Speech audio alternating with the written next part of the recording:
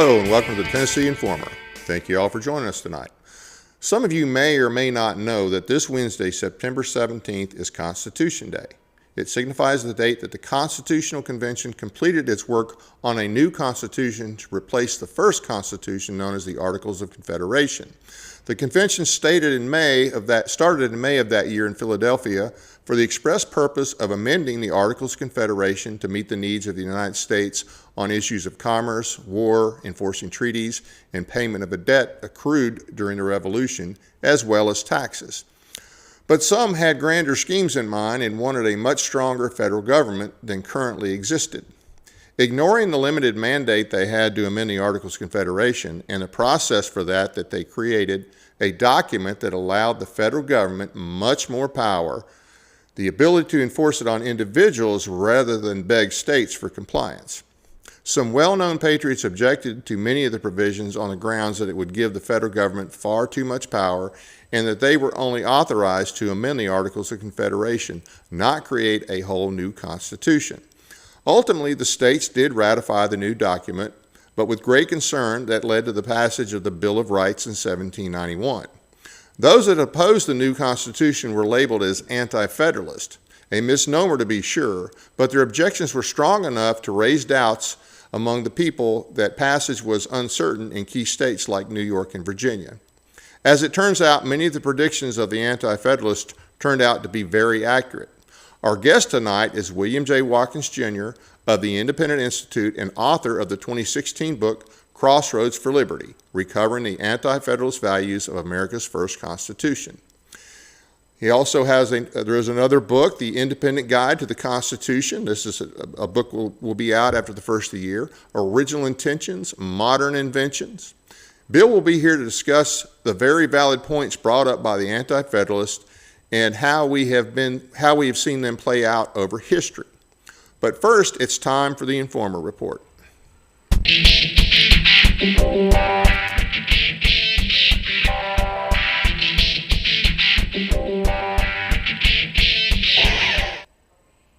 Over the last few weeks, we have witnessed a lot of pure evil in America.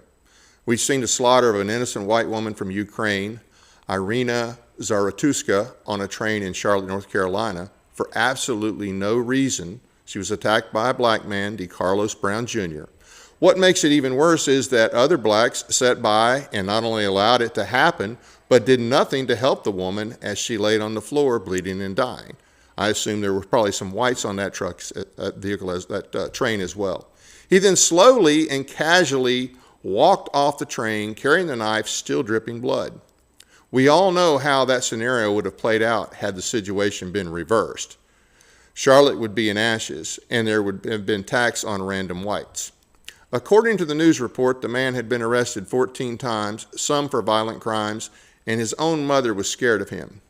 But Charlotte, like most Democrat-run cities, is soft on crime, and the mayor seems more concerned with minimizing the negative press than making the city safer and protecting the public from savages. Charlie Kirk. We want to first express our sympathy to Charlie Kirk's wife and family for the loss, and his parents, as well as any brothers and sisters. As you all know, Charlie Kirk was murdered by a leftist this week.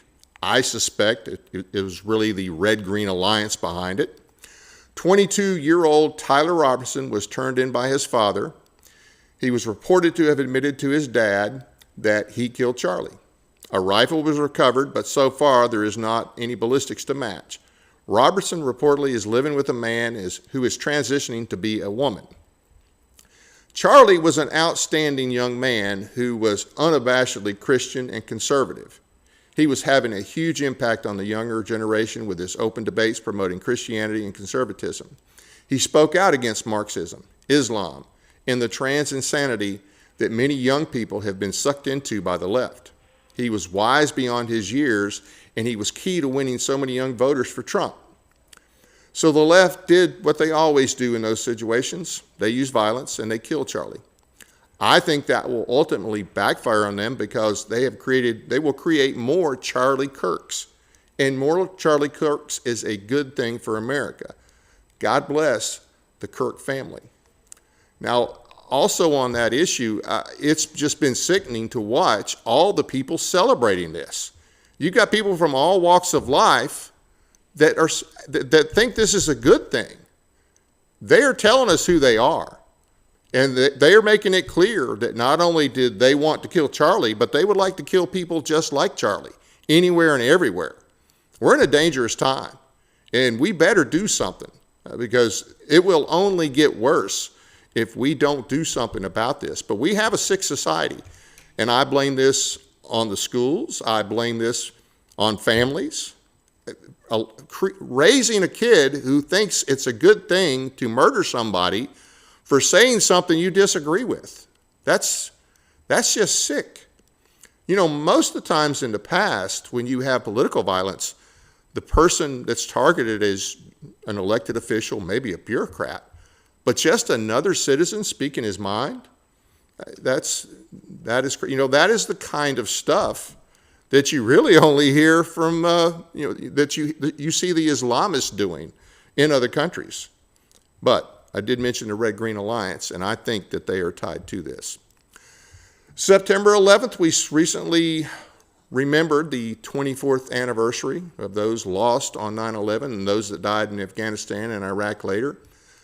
But have we forgotten the cause, or did we ever learn that lesson? 24 years later, and there's even more Muslims in our country, more in power, more cities controlled by Muslims, Muslims building cities, and Muslims in important positions in our government. There still seems to be no institutional recognition by our government at any level or in law enforcement that the doctrine of Islam is incompatible with the Constitution. I would add to that, Marxism is incompatible with our Constitution, and a good chunk of the Democrats in this country are Marxist. Worse yet, we still don't seem to realize or acknowledge the Red-Green Alliance, that is, the Marxists and Muslims working together to take down our country. We better wake up. The National Guard is coming to Memphis.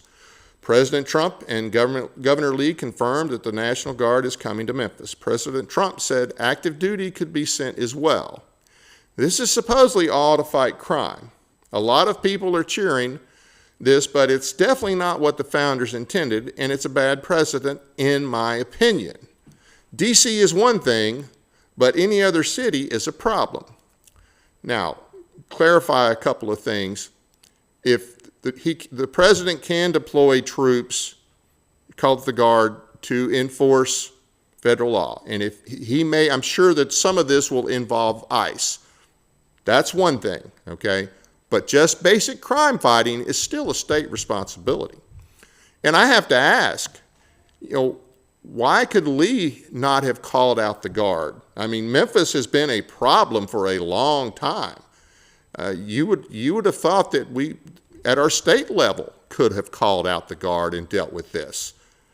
Really, not even before the Lee administration, past governors, past legislators, as far as I can tell, it's a failure on their part. It shouldn't take the federal government to come in and do this, whether it's being done the right way or not. But I think it's disgraceful that our state did not take care of this a long time ago. And Bill Lee's been in office, 7 years? Memphis has been a problem the whole time. What has he done? It seems like all that our supermajority wants to do is throw money at problems. If they pass laws, usually those laws don't have any teeth. And so that's a real problem.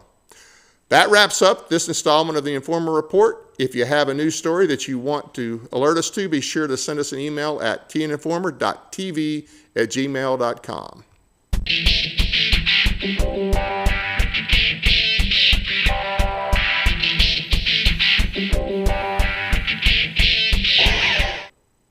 Now a little bit about our guest, William J. Watkins Jr. He is a research fellow at the Independent Institute and author of the book Crossroads for Liberty, Recovering the Anti-Federalist Values of America's First Constitution. He received his BA in History in German, summa cum laude from Clemson University, and his JD cum laude from the University of South Carolina School of Law, and his LLM with merit from the University of London. Mr. Watkins is a former law clerk to Judge William B. Traxler, Jr. of the U.S. Court of Appeals for the Fourth Circuit. He is president of the Greenville, South Carolina Lawyers Chapter of the Federalist Society. He has served as a prosecutor, defense lawyer, and has practiced in various states and federal courts. Hey, thank you for joining us today. Really appreciate you coming on. Good to be with you again, Dave. Yeah. How's everything going there in South Carolina? Well, it's still hot this time of year, but we're getting ready for a gubernatorial primary for the Republican Party, and we'll see who can pull that out with the most money. The highest bidder. That sounds familiar. Do you have, are either one of those bidders decent candidates, out of curiosity? We've got an interesting pool. A lot of folks in the race. Our current governor, Henry McMaster, a big Trump supporter. He will be retiring from office, so this is a chance for everyone to scurry and see what they can do. Okay. So since Constitution Day is Wednesday, and there's a lot of ignorance about our history in general and the Constitution specifically, I thought it'd be a good idea to have someone of your caliber on the show, and I really, once again, appreciate you taking the time to come on with us. And I really want to just really get to the questions. Let's talk a little bit about the convention in 1787. Those that supported the new Constitution claimed that the Articles of Confederation were insufficient and couldn't be amended to meet the needs of the United States, and that a whole new Constitution was needed. Do you think that was accurate at the time? I think that's sort of a simplistic understanding of the situation. Let's remember first that rather than a worthless form of government, as historians and a lot of professors will describe the Articles, is they were very successful in achieving two stated goals, their primary goals. One was to preserve the self-government of the various states, the 13 legislatures, and two was to defeat a superpower that was Great Britain in the War of Independence. And obviously, it succeeded in both. We had to have some foreign assistance, of course, on the latter, with France assisting our forces, but we were successful in that regard. Now, did the Confederation have certain problems? Sure. And probably any government in the wake of a war, multiple years on your home soil, where property was lost, lives were lost, etc.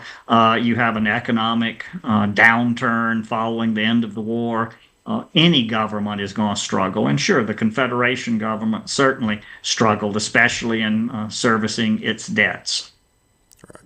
Now, I know one of the things that I remember reading about it was, and I'm sure that people like Washington and Hamilton, they both actually fought in the Revolution. And I know that from everything I've read, Washington pretty much had to beg, I guess, the different state governors to chip in the part that they had, were supposed to chip in during the war.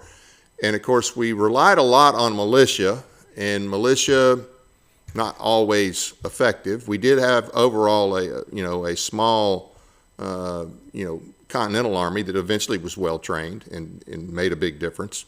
So I've always kind of figured that I kind of understood their position on that aspect of it as far as the military, but I'd always kind of wondered, did we really need all these other things that this new federal government created?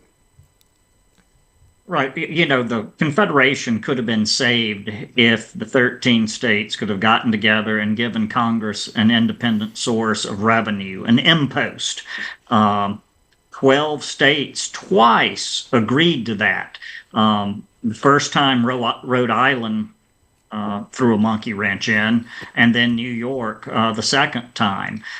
Congress needed that independent source of revenue. Most Americans agreed with it. Again, a supermajority of the states. Unfortunately, the Articles required unanimity to amend them, and that requirement proved really to be their downfall.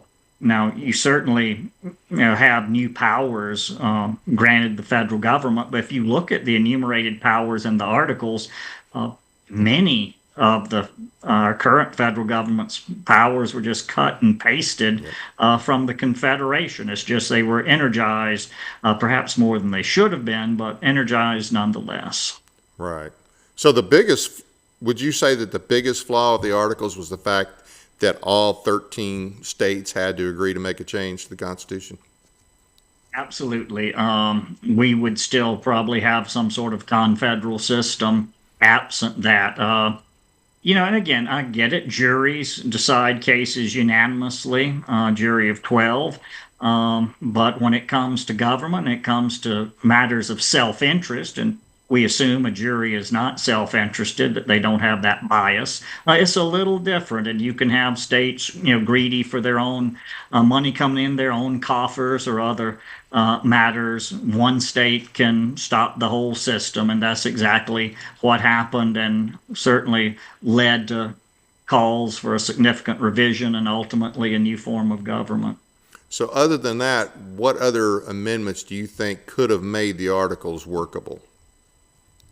Well, I will tell you one thing I would have liked to have seen would be a bicameral body and a formal executive branch. At this time, Americans were under influence because of the British rule. They had problems with the royal governors, so they distrusted executive power. So you don't see a separate executive branch under the Articles of Confederation. You have a unicameral Congress.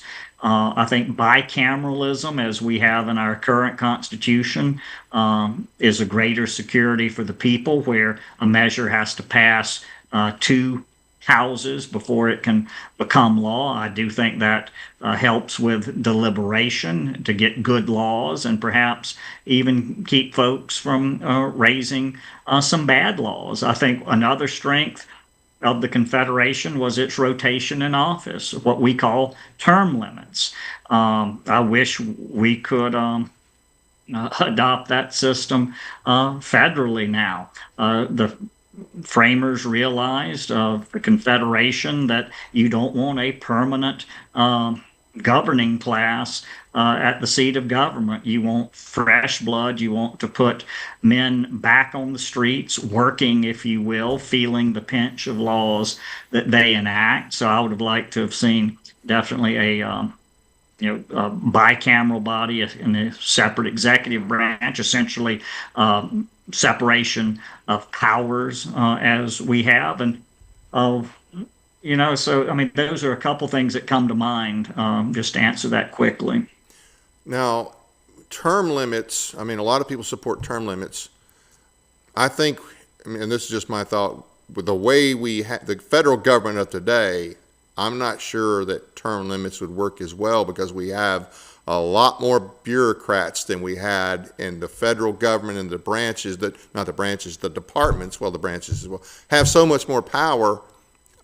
I'm not sure that if we had just term limits without getting our government back under control, I'm not sure they would work as well as they would have under the Articles of Confederation.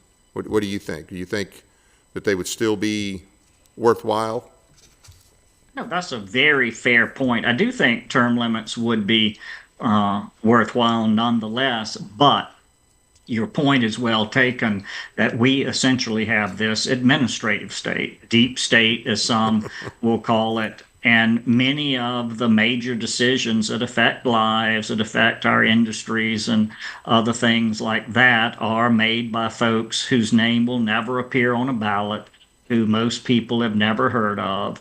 And there's little to no accountability there, at least in theory. We can go to the polls and throw a bum out of office that's our representative or a senator or even the president of the United States. But with these shadow officials, if you will, these administrators, there's nothing we can do. And there's not this fourth branch of government outlined in the Constitution. That is the experts, the administrators. But that's what we have today, and that's who calls the shots very often. So, yeah, I still think term limits would be worthwhile to have that turnover in Congress and that energy. But your point is well made that the Confederation Congress, and even up to, prior to the New Deal, we didn't have this permanent bureaucracy that we have now, which is a real problem. Absolutely. Now, a lot of people have heard of, they may have read the Federalist Papers or at least heard of them. Not as many people are familiar with the Anti-Federalist or the Anti-Federalist Papers for that matter, but that whole term, Anti-Federalist, that's not actually an accurate description. I think actually the Federalists labeled the Anti-Federalists that. Can you talk about that just a little bit?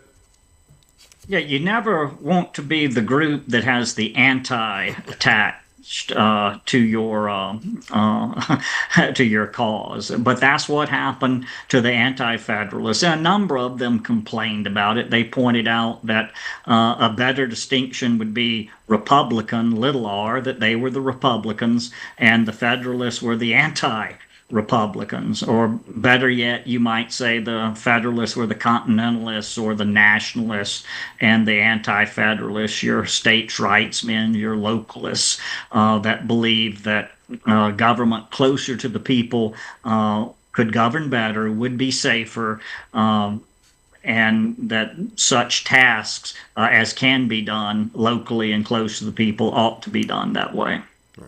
Now, other than the structure, now if I remember right, under the Articles of Confederation, I don't think we had a Supreme Court either, did we? No, there was no judicial branch. Congress could adjudicate, say, land disputes between states. They could also appoint admiralty courts. For example, if a prize was taken on the high seas by a American privateer or the American or an ally, something like that, so that could be adjudicated. But nope, there was no formal judicial branch as we would recognize it. Okay. I like that. Especially at the federal level. In a lot of ways, we can long for those days, considering how much power our unelected judges exercise over us today. Absolutely. Now, so other than the structure, what were some of the biggest concerns of the Anti-Federalist, or we could call them the True Federalists? What were some of their biggest concerns? Well, one, you have just the whole fundamental issue of scale. Montesquieu, the great French political philosopher, taught that Republican government cannot exist on a large scale, that it can only be healthy in small units close to the people. So the Anti-Federalists questioned, how can we have so-called Republican government that spans a continent up and down the coast? These representatives will have nothing in common with most of the people, won't know the situation in various states. This is a recipe for disaster. So you have this whole issue of scale. You had many Anti-Federalists thought that some of the states already were too big to be commonwealths, republics. They would have liked to have seen smaller sizes there. So here you have this huge continental government about to be formed. So you have this fundamental issue of scale. Then you have the issue, for example, of consolidation, which we would call centralization. Today, they use the term consolidation. And by that, they meant that they were afraid that the federal government, the general government, would just be some vortex that all power was sucked into, and the states would be rendered administrative subdivisions of this great national body. This was antithetical to Republican principles, where, again, Anti-Federalists believed that the representatives of the people ought to have something in common with them. They ought to mix with them. In smaller levels of government, the people can often go to church or go to the market and see their representatives and their neighbors. There's some connection there.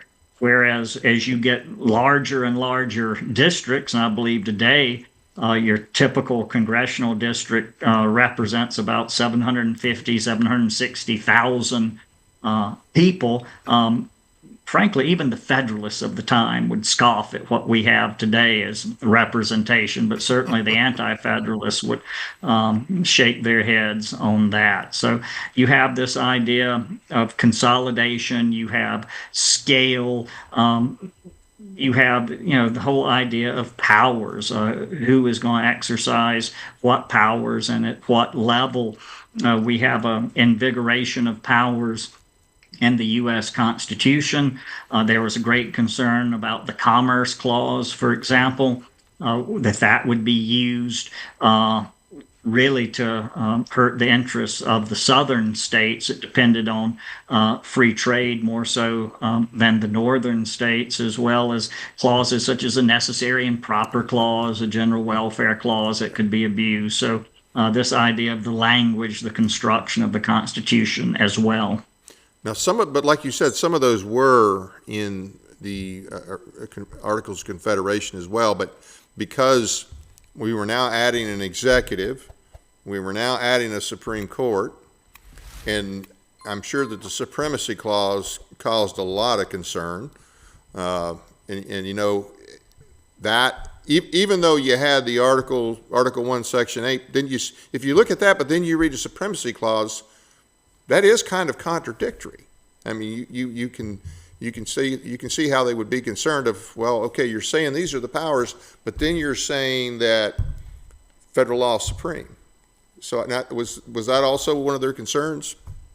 That was one of their concerns, and the Federalists tried to answer that issue. Essentially, Hamilton said, sure, of course, federal law is supreme, but if it's an unconstitutional act, if it's contrary to the enumerated powers, then that's no law. It is void and of no force. So don't worry about that. Of course, Hamilton sounds a good bit like a nullifier in the Federalist Papers as he argued for those points. Of course, he changed his tune a bit later, but that was the argument that was presented. Don't worry about that. Certainly an unconstitutional law is not enforceable. Everybody knows that. Yeah.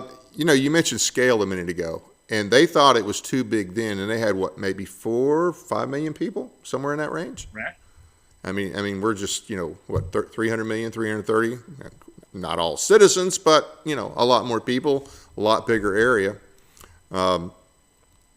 So I mean, yeah, 700,000, or if that's the average district now, somewhere along those lines, that is crazy. There's no way that any rep could really know his district that well.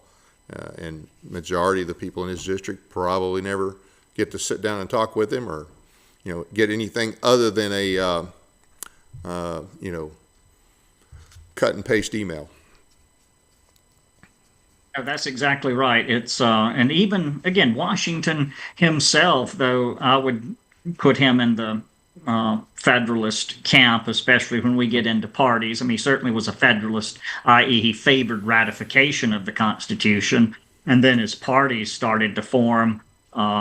He would have been in the Hamiltonian or Federalist camp, but even Washington was concerned about the whole representation issue. Again, I think if these men that wanted a constitution, they still understood this idea of representation, and though they wanted a stronger government than the Anti-Federalists, it'd still be horrified at what we have today with representation and other issues, as you pointed out. Yeah. So I don't think we would have gotten the Bill of Rights without the Anti-Federalists and without the fact that a lot of states, key states, Virginia, New York, Massachusetts at the time, they were really concerned about this. They were like, wait a minute, are we just recreating what we fought against? And, I don't think without the Anti-Federalists we would have our Bill of Rights. Do you? No, we absolutely wouldn't. The Federalists made a big blunder that almost cost them in the Philadelphia Convention. George Mason of Virginia, of course, the author of the Virginia Declaration of Rights, pointed out at the very end that we don't have a Bill of Rights here. Every people should have that. You give me a couple hours, I'll have a good Bill of Rights drafted up for us. Well, they poo-pooed that suggestion. some of the main arguments against the Bill of Rights, which logically make sense, is that, well, this is not like your typical state government where they have a police power, i.e., they can legislate for the health, welfare, morals of the people in a general matter. What we have is only few and defined powers where the national government will act on foreign affairs, foreign commerce, war.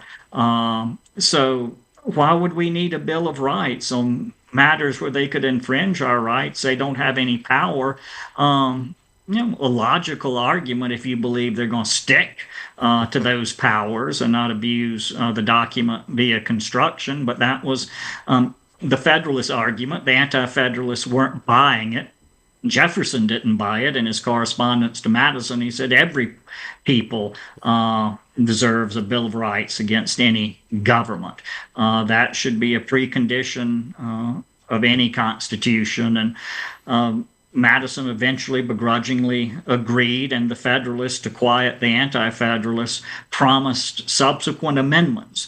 Now, we shouldn't it wasn't necessarily just a Bill of Rights declaring certain liberties, but they promised that they would consider certain structural matters as well. Well, they didn't really intend to keep that promise. So, what we have is sort of a poor man's version of amendments in our first 10 amendments compared to what the Anti-Federalists were asking them to do. Yeah, and I think most every state that recommended amendments recommended some version of what we have today with the 10th, and I would imagine the second as well, from everything.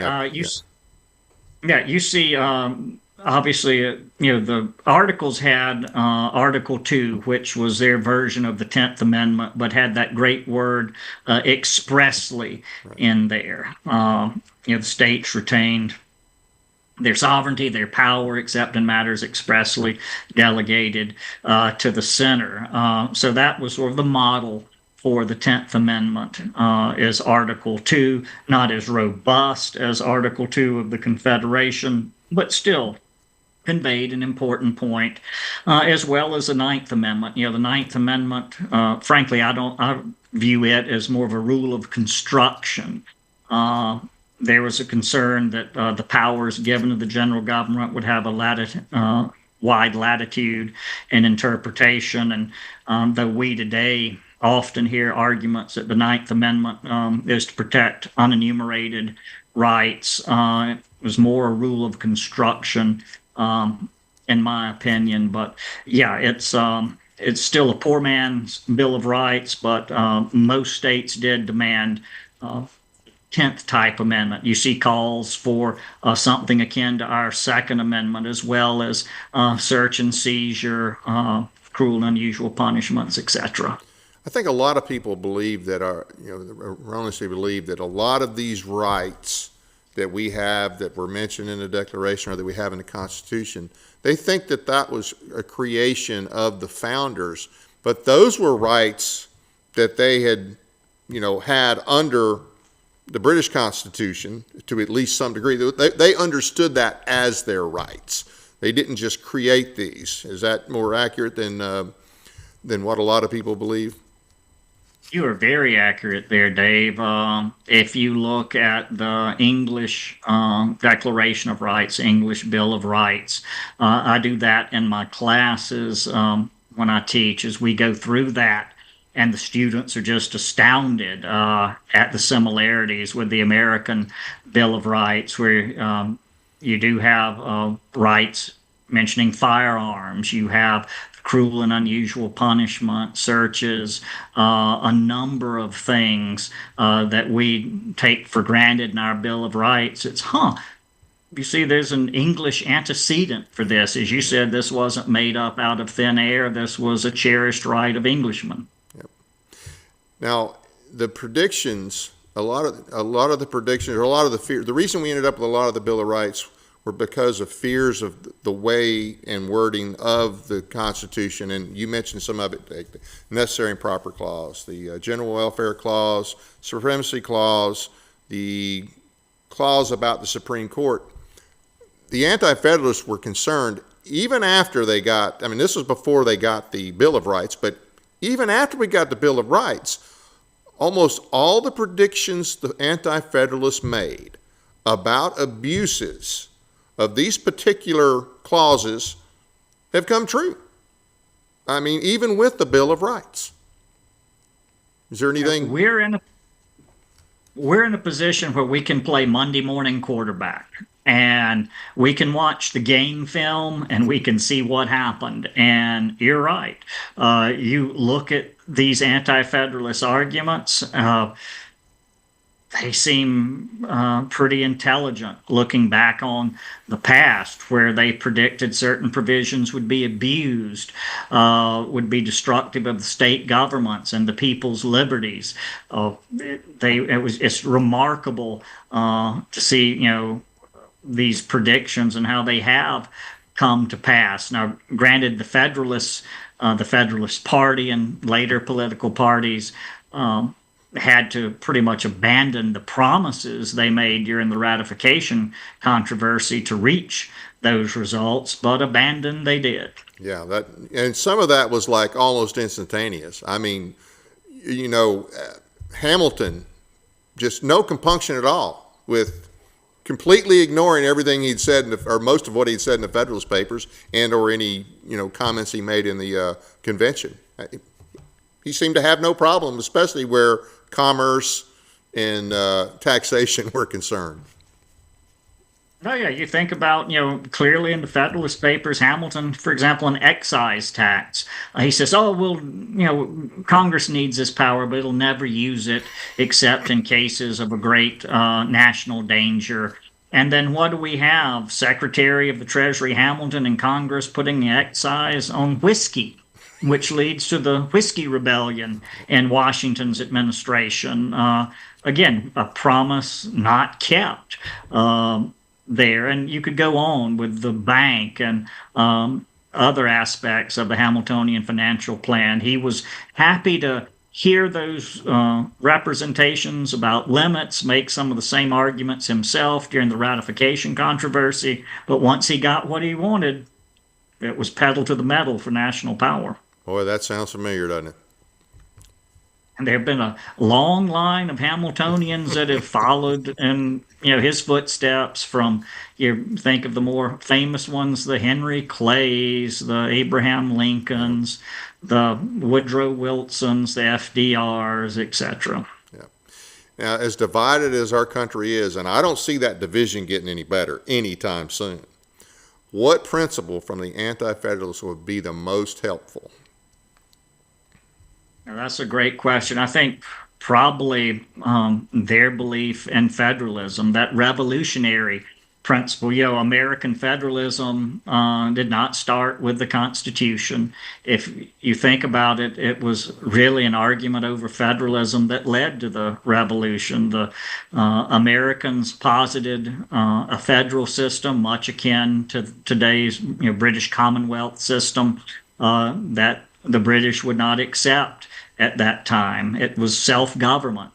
We wanted to govern ourselves in our own assemblies, and we went to war with the greatest empire on earth to claim that right of self-government in preferably a federal system. We had a federal system immediately established then on this continent with the Articles of Confederation on the heels of the Revolution. That was a natural step to the framers. The Anti-Federalists arguing for a stronger federal system than they thought the Constitution was giving them. And to answer your question, what could we learn, or what principle, how are we going to live together in this country as large as it is, with so many differing opinions, with this winner-take-all philosophy on every issue? How are we going to live together and not kill each other or hate each other?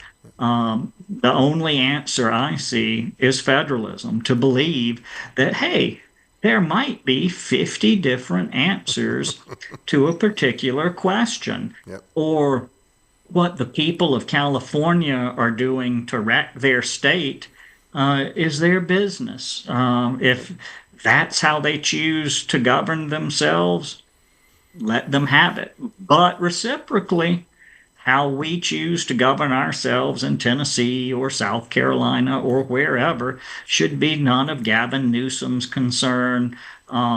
We can have, say, a fetal heartbeat law on the abortion issue here in South Carolina without doing any injustice to California with a more permissive abortion regulation scheme. If we insist on this sort of winner take all thing, we are going to kill each other. We are not going to be able to live together in peace. And federalism is the key to doing that. It will be 10 or it will be 2.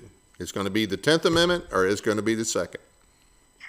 That's right. And usually I follow that up with an adjective, but we won't do that today.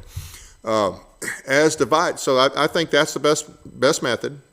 Strict federalism, 10th Amendment, and of course, that undoes pretty much everything over the last 100 years, at least. I mean, really, you go back to the 1860s. I mean, that's when it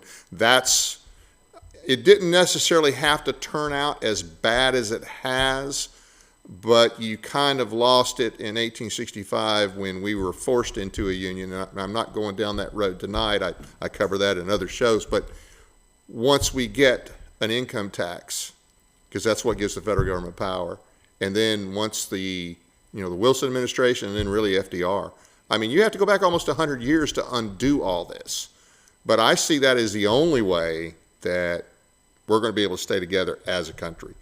Just we have to be ruthless about federalism, 10th Amendment, and getting the federal government out of things that they don't. We've got to limit them to Article 1, Section 8. If it's not there, they don't do it, and we don't allow them to do it. That's the other part of that. They're not just going to keep their word. We got over 200, almost going on 250 years of proving that they're not going to keep their word, or 40 some with the Constitution. Any other thoughts on that before we get to the courts, my favorite topic? No, I'll just say that, Madison certainly realized that in the Federalist Papers, Federalist 51. Madison touts the vertical and horizontal checks and balances of the Constitution. Obviously by horizontal, he meant the separation of powers within the federal government with a judiciary, a executive, and a Congress. But then, you have this vertical as well, where Madison is clear that he anticipated the states and the national government serving as checks on each other. That was key to this scheme of federalism, this scheme of ordered liberty. We have a situation today where there is no check in that regard. The states essentially do as they're told. And I think that is a weakness of our current system.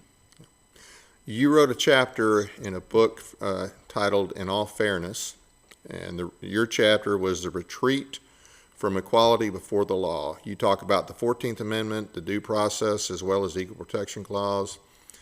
Historically, didn't due process just apply to the established judicial process rather than the Supreme Court deciding if they like the process?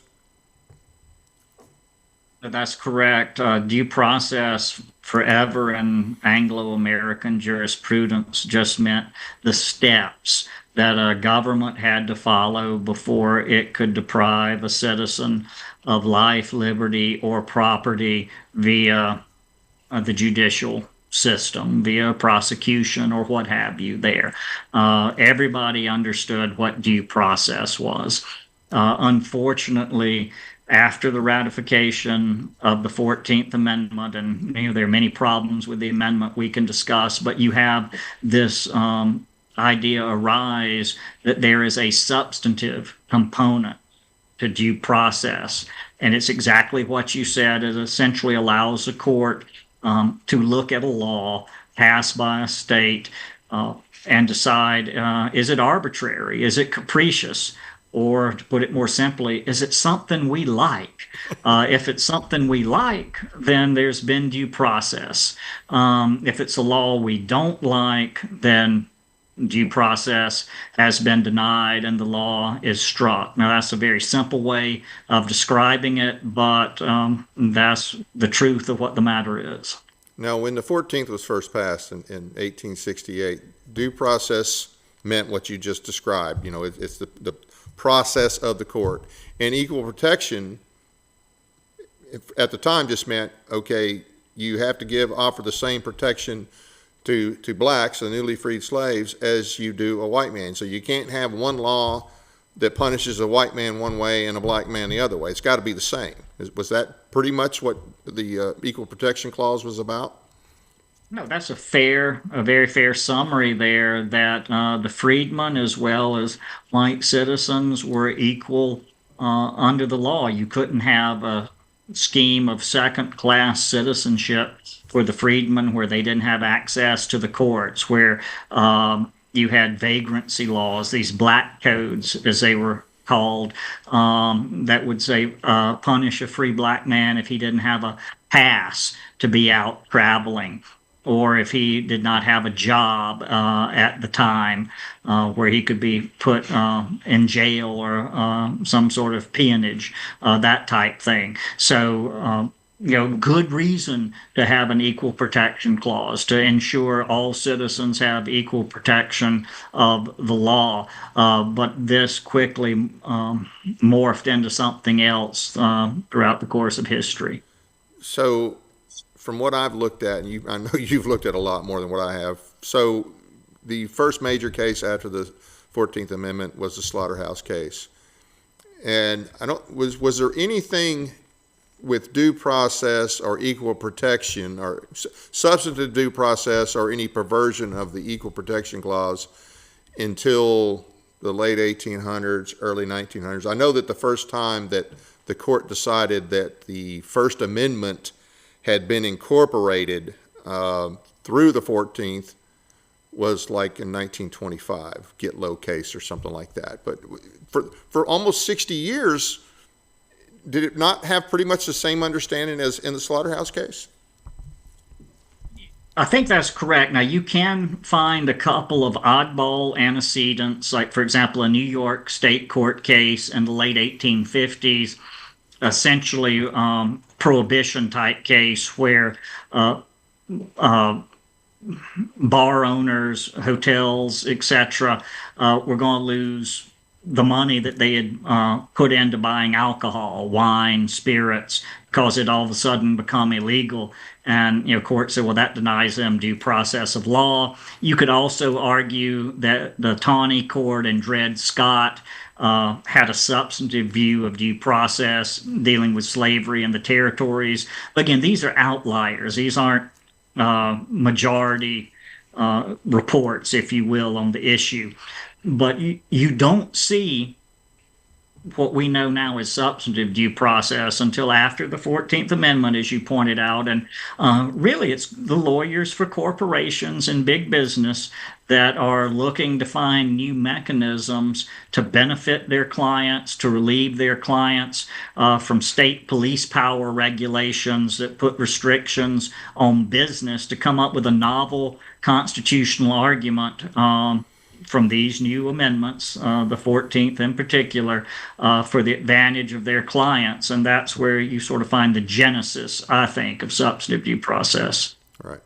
And then later on, you get the whole incorporation thing. Like I say, I think the first one for First Amendment was in the 20s, but then you get to the 40s, 50s, and 60s, and it's just like, wait a minute, for the first 60 years, and tell me if I'm wrong, but for the first 60 years, incorporation of the Bill of Rights through the 14th was not a thing, right? For the most part? It was rejected. Now, there's some dissenting opinions along the way in cases in the late 1800s where you do have some justices, but again, in a minority, arguing for incorporation of certain provisions of the Bill of Rights. But again, the majority report, most people did not understand the Bill of Rights to be applied to the states. They didn't think that the 14th Amendment did any violence to the idea that, hey, the Bill of Rights applies to the federal government. States have their own bills of rights, and the only additional restrictions are what we've talked about: equal protection of the laws Right. and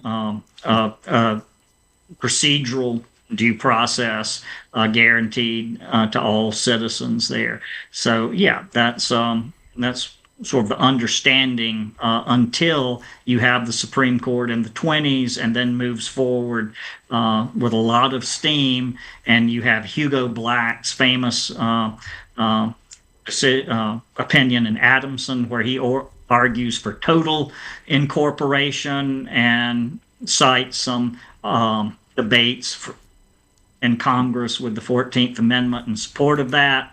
I think his legal research has been proved to be fairly faulty, and the better weight of the evidence is nobody really believed in incorporation at that time or later.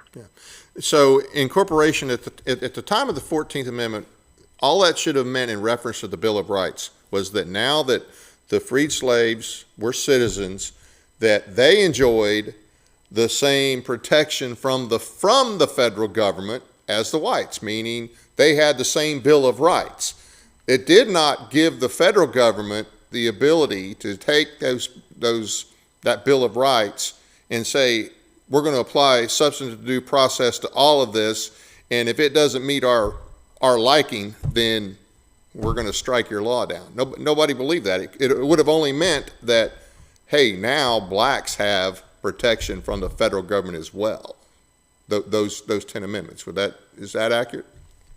Correct reading would be that as full citizens of the United States, as established by the 14th Amendment, black folks would be entitled to claim the protections of the first 8 amendments of the Constitution, just as any white citizen, but those protections against the federal government, as you pointed out. Obviously, the history teaches us that the newly freed slaves needed some additional protections, and that was found in the Civil Rights Act, which the 14th Amendment constitutionalized, frankly, and the idea, which we've talked about, of equal protection of the laws, and the idea specifically in the Civil Rights Act that blacks need to have access to the courts, be able to testify just like a white man in a case, be able to enter into contracts, sell property, inherit. Those were the main goals of the Civil Rights Act. Basically, Article 4 rights. Basically, everything under Article 4, which is the Privileges and Immunities Clause. I think that's the right one. I may be wrong on that. Fair enough. Basically, all those same rights outlaid in the Constitution. Now that applies. That's what it was supposed to mean. But so let me ask you this: under what legal authority, what constitutional authority does the court have to incorporate the Bill of Rights against the state? I don't think they had any authority to do that. Now, to be fair, you can find some remarks from John Bingham and others that talk about applying the Bill of Rights to the states, that the 14th Amendment will do that. But you can find remarks in just about any legislative record for various propositions for what an individual believes a measure will do.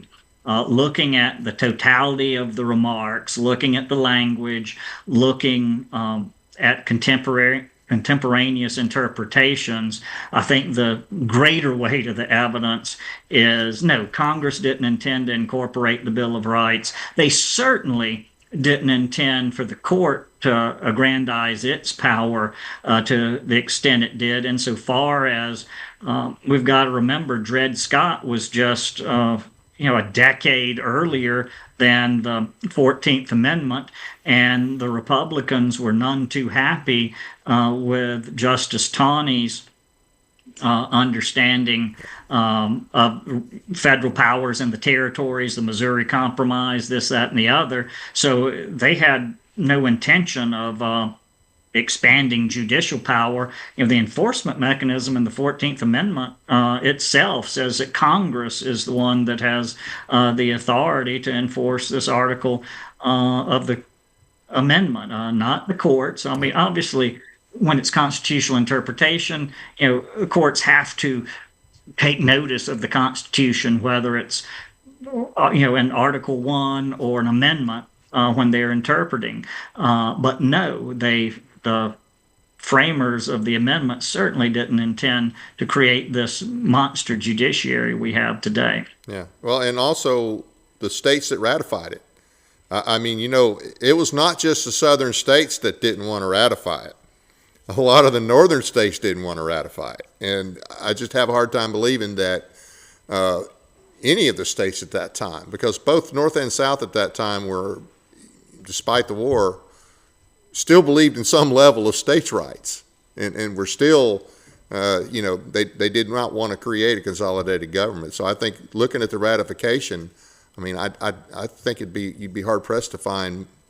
You might find a New England state maybe that would have ratified it, understanding that it would have done that, but I don't think you'd have found any states that would have ratified it if they thought that's what it was going to do. And you have explicit references in the record where Northern members of Congress, when explaining what the amendments would do, they assured the folks back home that, hey, look, as long as we don't have laws trampling upon the rights of the freedmen, like the black codes are doing in the South, it's business as usual up here. This is not going to change the way we govern ourselves at all. And if they believed that the Bill of Rights was incorporated, well, okay, that's not true. You're going to have to expand use of grand juries, petit juries in civil cases, a number of state criminal procedure would have to change. Their constitutions would have to be amended, etc. And that's not what was sold to the people of the North.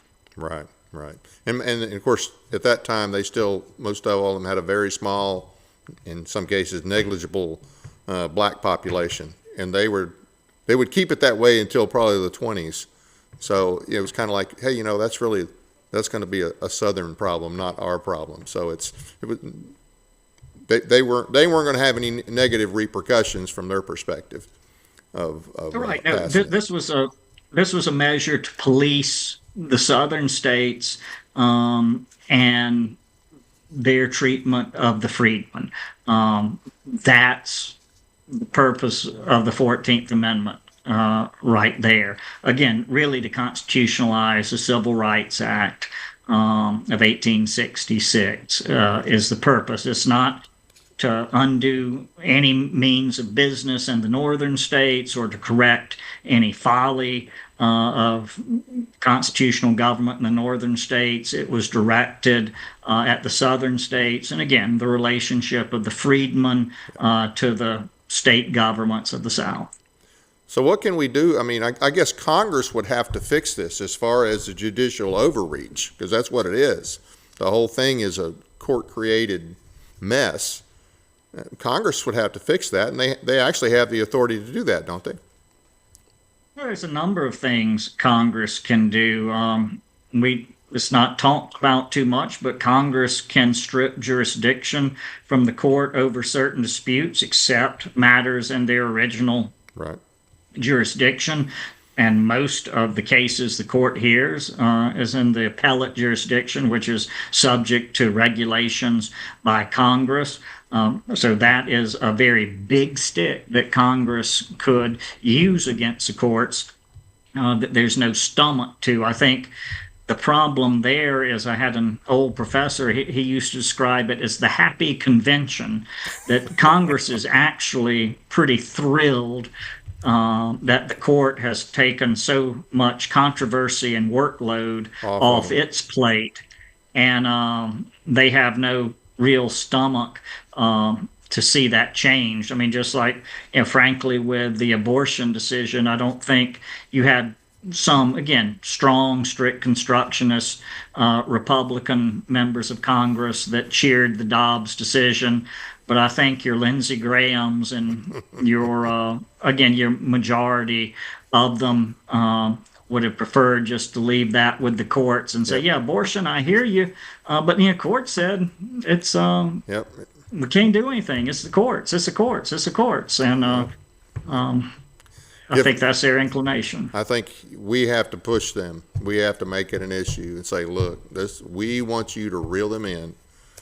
They did this on their own. You've allowed them to do it on your own. Only you can roll it back. So, any closing thoughts? No, I mean, my closing would just be to echo what you said. I think any change that we're going to have is going to come from grassroots efforts. It's not going to be a top-down thing. It's going to be people working to bring common sense first in their school boards, their county councils, their city councils, and have this, work up the chain till we can influence bodies above that in Congress and otherwise. But it's going to start locally. And it has to be something that filters up. We cannot expect for all, perhaps some good that we see in changes the Trump administration has brought with immigration, enforcing the law and things like that. There's only so much that you can do from the top down. It's going to take a groundswell. Absolutely. And the website for the Independent Institute, it's a good site, guys. Good information on there. And do you have any upcoming events or anything else you want to talk about? No, the only thing is I'm looking forward to going to Columbus, Georgia in October to do a 14th Amendment conference with the Abbeville Institute. Have Joe Wolverton's going to be there, Marshall DeRosa, Jeff Merriam from Patrick Henry College. It should be a number of others. Good discussion on the original intent of the 14th Amendment, the culture wars. So that will be fun. Okay. And you had some other, we'll talk about your books again real quick if we'll just pop those up. Crossroads for Liberty. Now, this is an older book, but this is some of what we just covered. We're covering the Anti-Federalist tradition. And then we have In All Fairness, and his chapter is, let's see, what is it? Has to do with, I cannot remember the title of the chapter. I know it starts on about page 105, but it covers how the court is so out of control and how it got that way. It talks about the 14th Amendment. And then this is an upcoming book, The Independent Guide to the Constitution. So, and you've written several other books. These are just a few that we're featuring. And hey, thanks again for coming on. I'd love to have you back. I'd like to make it down to Abbeville. I don't know if that'll happen or not. Joe Wolverton, I've had him on the show a few times. Great guy, and he's from Tennessee. But he does a really good job as well. Well, hey, thank you again, and hey, I appreciate you missing the first day of bow season to be with us. I appreciate that. So there'll be a big buck for me somewhere. Yeah. Well, hey, thanks again, and we will see you in the future, I hope. Thank you, Dave. I want to thank the audience for taking the time to watch our program tonight. It doesn't cost anything to subscribe, so please be sure to hit the like and subscribe buttons, as well as the notification bell so you never miss an episode. We appreciate your support.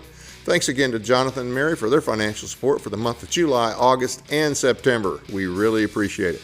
Check out our audio podcasts on iHeartRadio, Spotify, and other platforms as well.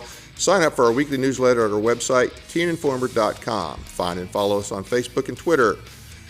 We, the people of West Tennessee, present Nullification, Past and Present, Citizens for State Sovereignty, Tuesday, September 16th from 6 to 8 p.m. That's Jackson First Assembly, 1027 West Forest Street in Jackson, Tennessee. Danny Blitz will be the speaker for that. She is with TNC Citizens for State Sovereignty. Wednesday, September 17th, Constitution Day, we have a meet and greet with gubernatorial candidate Monty Fritz from 6 to 9 p.m. at the Keystone Resort, 150 Clubhouse Drive, Loretto, Tennessee. RSVP by calling 931-446-7873. I will see you there. Sharam Hadian, Battle for America, Islamic Sabotage, and Our Response. The White County Republican Party will host this. This will be at Courthouse 1, East Beckman Way, Sparta, Tennessee, September 22nd at 6 p.m. The TFA in Cookeville will host TNCSS Speaker Danny Blitz once again to discuss nullification September 29th from 6 to 8 p.m. at Logan's Roadhouse, 1395 Interstate Drive, Cookeville, Tennessee.